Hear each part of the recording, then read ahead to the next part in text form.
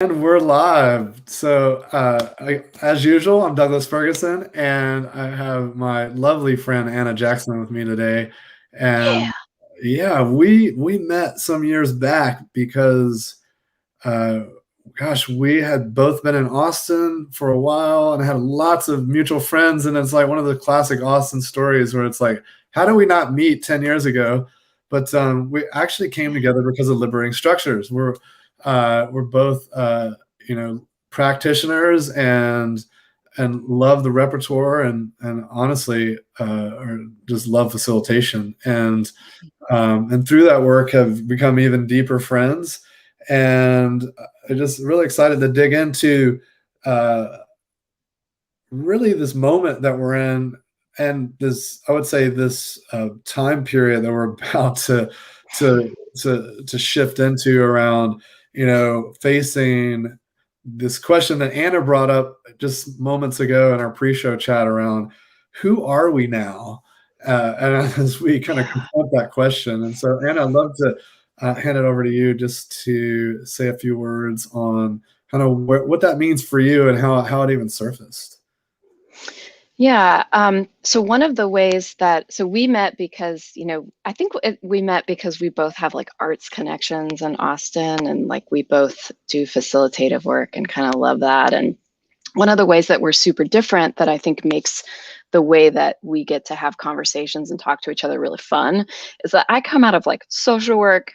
I work in mental health. Like it's a very different domain in a lot of ways, but now I work across domains. And so you coming out of the worlds that you come out of, it's really nice to get to talk across these different perspectives. And um, over the last couple of years, so a core of my practice is I work inside of mental health, but I'm not a clinician. I work with people who are doing mental health work. So mental health work of people, people whose lives have been very significantly interrupted by mental health experiences, which is existential in nature. Okay, so a lot of our work is pretty existential. And so over the last few years, I've actually started to work with a lot of congregations and specifically Episcopal congregations. And I'm not religious, but I will say over the last year and a half, as we've moved through this pandemic, it has been great to have congregational partners because they're sort of tuning to both like community needs and community experiences and sort of the spiritual or existential nature of this set of moments. So we were designing an event for the fall where we're all kind of like, okay, so how do we frame the questions about this next period of time? And one of them is just like, okay, if we accept that in this last year and a half, we are all changed, we have gone through pretty significant experiences, then like, what does that mean for who we are now?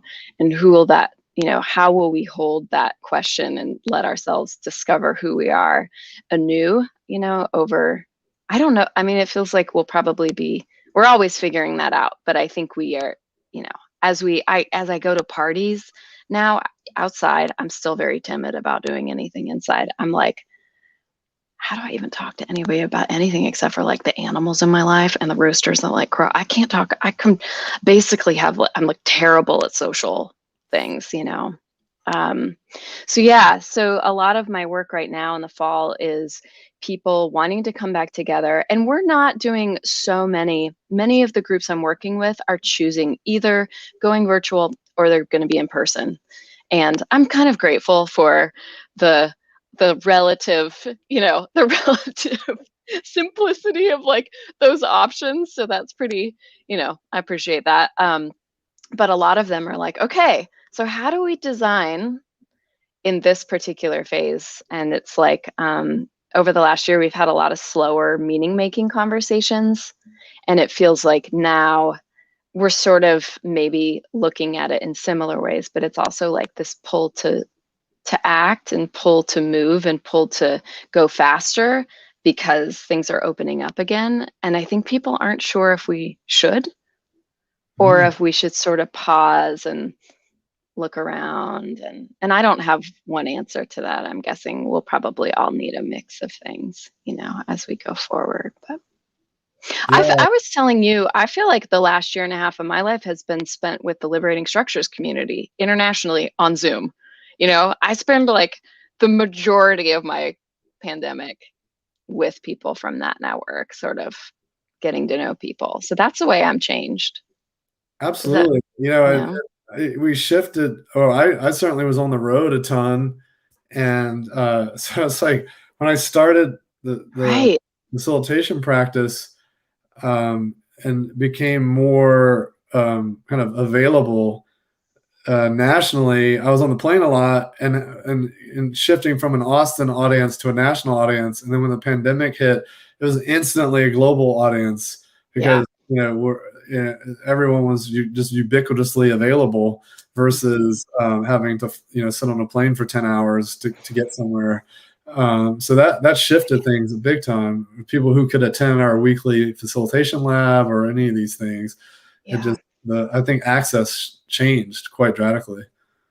You were talking earlier, like, and that even just as we reflect on this as part of what we've experienced. And I think about, you were talking earlier about like, how do we hold the realities? There are so many different kinds of Mm. trauma that people hold in their lives anyway that we don't know about. And that, but all of us have gone through a significant overwhelm in the last year, if not specific and particular, truly traumatic experiences. And how do we kind of hold that and tune that, and how to be responsive to that in this particular phase?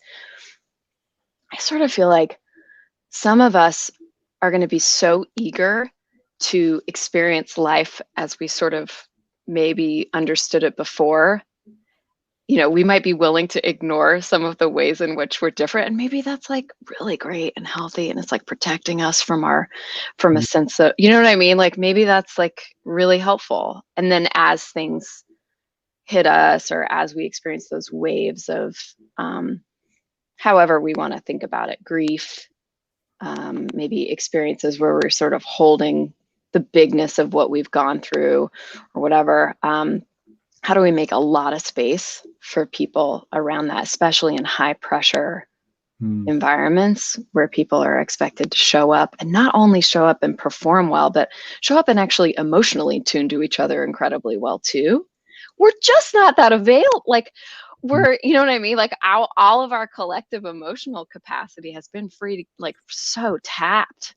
So what do we have available for each other? What do we have of it? So I feel like there's going to be a huge amount of generosity we need to offer each other across that too. 100%. You mentioned this, like this phenomenon around being eager to like make a shift or make a change, or just being drawn in a certain direction, and we see that sometimes. There's lots of stuff in the news about companies making decisions around their policies, and Yeah. like what was it? The CEO of WeWork was like, anyone who's working remote is lazy, and it's like, well, that's not convenient for someone who sells like space to come work together. It's convenient perspective to have that. Wow. And so the point is, like, these perspectives, this internal dialogue we have with ourselves, check that with others. And to come back to your point around the generosity, how do we sit back and say, well, I'm feeling this when I introspect, when I think about my needs, I'm feeling this, but then what's going on with the broader organization and then the broader community, and then rippling out. It's almost kind of a panarchy thing for all the liberation nerds out there. Yeah, for sure is. I mean, also, I think, and let's not forget, like, people really do need different things. So like, you're somebody who I always think of as having this like incredibly high internal motor. Like, you're somebody who's just like always doing something, and you're like scooting around, and you've always got like 800 projects, and that for you really works. And so while you're someone that might slow down and do a lot of reflection too, especially in this period, like, that may not be what you need, right? So like, how do you set up the conditions where like everyone, there's a lot of options, there's a lot of responsiveness, Right. there's a lot of, right? Like, I'm someone who at times really needs to slow down because I won't. And so I know it enough to know that I need to sort of like wait, like, chill out and look at. And there are other times when I know that I will be, I'll actually do better and I'll take better care of myself if I just blast past Right. some of, right? And like, people's, you know, it's okay to sort of work with all of the variety of tools we have at our disposal. There's not, I think that's one of the ways that people who, some of us can get in kind of stuck around thinking that there's like one or two ways that everyone should. Like, not everybody's into breathing slowly. You know what I mean? And Like, like, that is a great point because I feel like so often people are looking for the quick fix or the cure, and yeah, as we know, that only works in a simple domain. We're nowhere. We're in the complex world, yeah, maybe even verging on chaotic with Delta variants and all these things popping in. But yeah, the point is, we can't just come in and expect, yeah, this is the one, this is the one fix, hmm, the one hybrid. I mean, the whole nature of hybrid is that it's hybrid. So expect things to be variant and expect things to yeah, be multifaceted. And how do we support all the different modalities and how people need to show up? And if we yeah, expect everyone to come in and be a certain way, we're not tuning into needs, and we're going to exclude people. And that's why we see so many news reports around people who get quitting left and right because of these policies companies are announcing.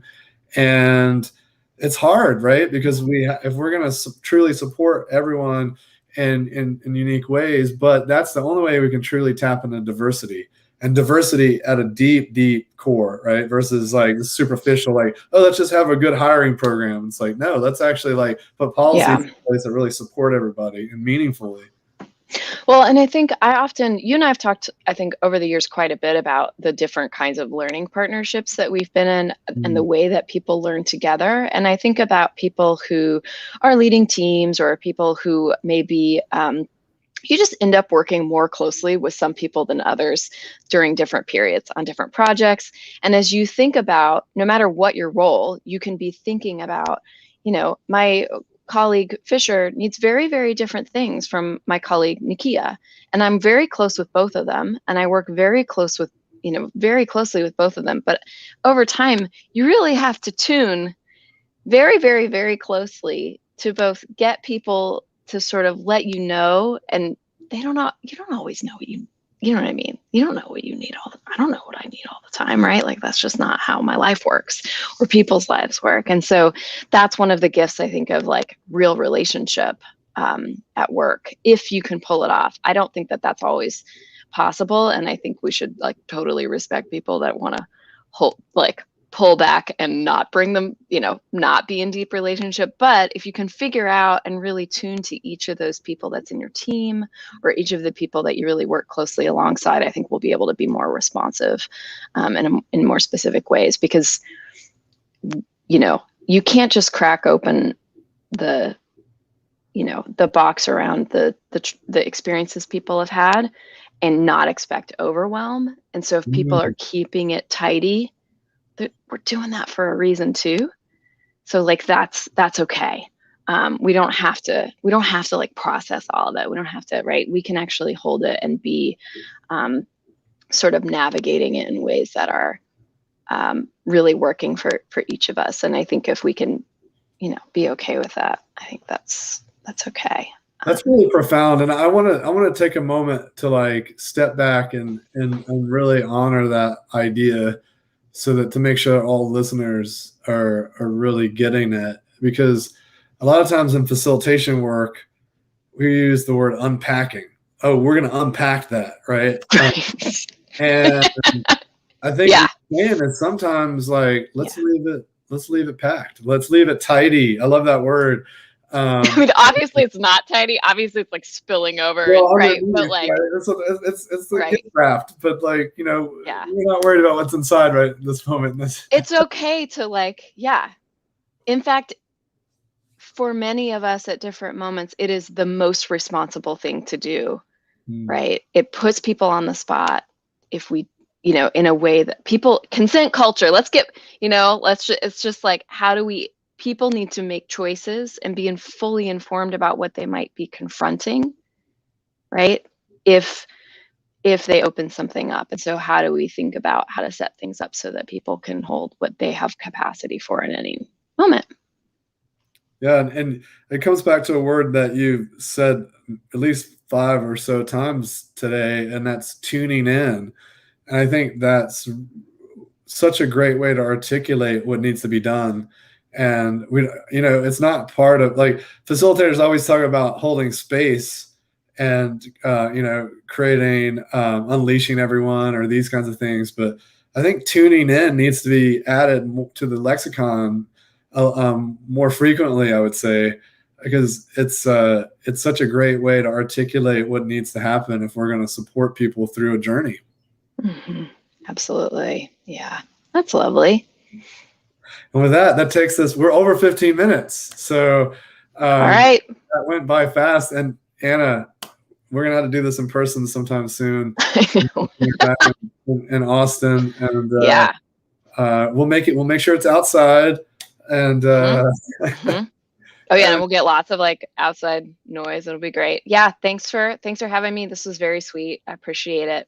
See you soon. Enjoy time with the 10-year-old, and we'll talk soon. Thank you.